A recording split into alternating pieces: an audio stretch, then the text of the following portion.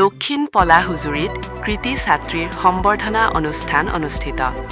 মৰিগাঁও জিলাৰ পলাহুজুৰিত দক্ষিণ পলাহুজুৰি ৰাবিয়া ইছলামিয়া টাইটেল বানাত একাডেমীৰ উদ্যোগত উচ্চতৰ মাধ্যমিক চূড়ান্ত পৰীক্ষাত কৃতিত্ব অৰ্জন কৰা 11 গৰাকী ছাত্ৰীৰ সম্বৰ্ধনা অনুষ্ঠান অনুষ্ঠিত হয়।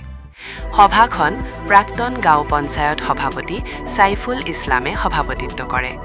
কৃতি ছাত্ৰীসকলক ফুলাম গামোচা, জাতি, মানপত্ৰ আৰু নগদ ধনেৰে সম্বৰ্ধনা জনোৱা হয়।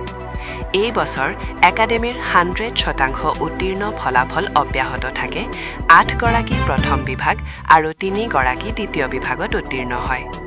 সকলো ছাত্ৰীয়ে আৰবীত লেটাৰ নম্বৰ লাভ কৰে আৰু 3 গৰাকীয়ে আৰবী বিষয়ত 99% নম্বৰেৰে ৰাজ্যখনৰ ভিতৰত দ্বিতীয় স্থান দখল কৰে। অনুষ্ঠানত বিশিষ্ট অতিথিসকলে প্ৰেৰণামূলক ভাষণ আগবঢ়ায়। ধিঙৰ পৰা ৰফিকুল ইছলামৰ ৰিপৰ্ট, বটদ্ৰৱা লাইভ। এই মাদ্ৰাছাৰ পৰা এৰাবিকত 99 নম্বৰৰ সৈতে প্ৰথম বিভাগত উত্তীৰ্ণ হৈছোঁ আৰু আমি যি ৰিজাল্ট আশা কৰিছিলোঁ সেই ৰিজাল্ট আনিব পৰা নাই আৰু আমাৰ ছাৰ-বাইদেউসকলে আমাৰ কাৰণে অশেষ কষ্ট কৰিছে। সেইকাৰণে প্ৰথমতে আমাৰ মাদ্ৰাছাৰ হেড হুজুৰক আমি তাৰ কৃতিত্ব জ্ঞাপন কৰিছোঁ আৰু বহুত আনন্দিত আৰু গৌৰৱান্বিত, কাৰণ যোৱা 2 দিন ধৰি আমাৰ এই বানাত একাডেমীয়ে বহুত ভাল ফলাফল প্ৰদৰ্শন কৰি আছে।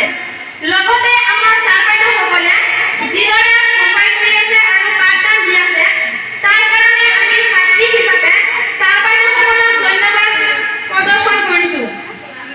আই হিচাপে আজি যিটো ফলাফল, ইয়াতকৈ যাতে ভাল ফলাফল লাভ কৰি মাদ্ৰাছাৰ নাম উজ্জ্বল কৰি আৰু গৌৰৱ কঢ়িয়াই আনিব পাৰোঁ, তাৰ কাৰণে আজি উপস্থিত থকা সকলোৰে পৰা দুৱা আশীৰ্বাদ কামনা কৰি মই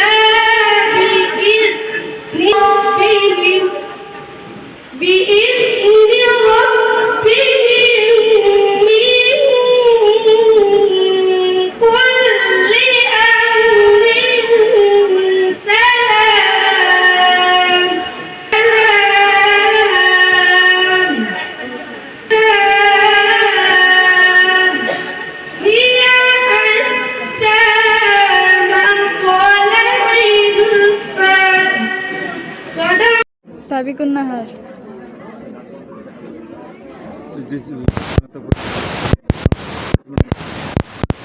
মই 2টা সাবজেক্টত 9 নম্বৰ লৈ উত্তীৰ্ণ হৈছোঁ।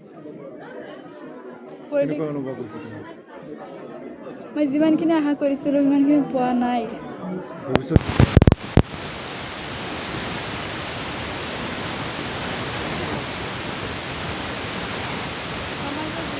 কৰিম। যি পৰীক্ষা গ্ৰহণ হৈছে কিমান নম্বৰ কেইটা লেটাৰ পাইছে? এৰাবিকত লেটাৰ পাইছে, এটা বিষয়ত কিমান পাইছে? 99।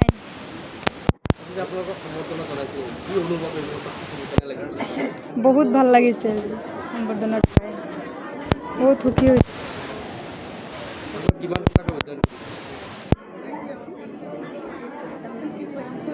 12 ঘণ্টা। বহুত ভাল হৈছে। হয়, আজি ভালেই লাগিছে। ৰিজাল্ট আমাৰ দক্ষিণ পলাহুজুৰি ৰাবিয়া ইছলামিয়া টাইটেল বানাত একাডেমীৰ যি ফলাফল, আজি এই ফলাফলত লৈ আমি গৌৰৱান্বিত হৈছোঁ যে আমাৰ ছাত্ৰীসকলে 11 গৰাকী ছাত্ৰীসকলে পৰীক্ষাত অৱতীৰ্ণ হৈছিল। তাৰে 8 গৰাকী প্ৰথম বিভাগত উত্তীৰ্ণ হৈছে আৰু 3 গৰাকী ছেকেণ্ড বিভাগত উত্তীৰ্ণ হৈছে।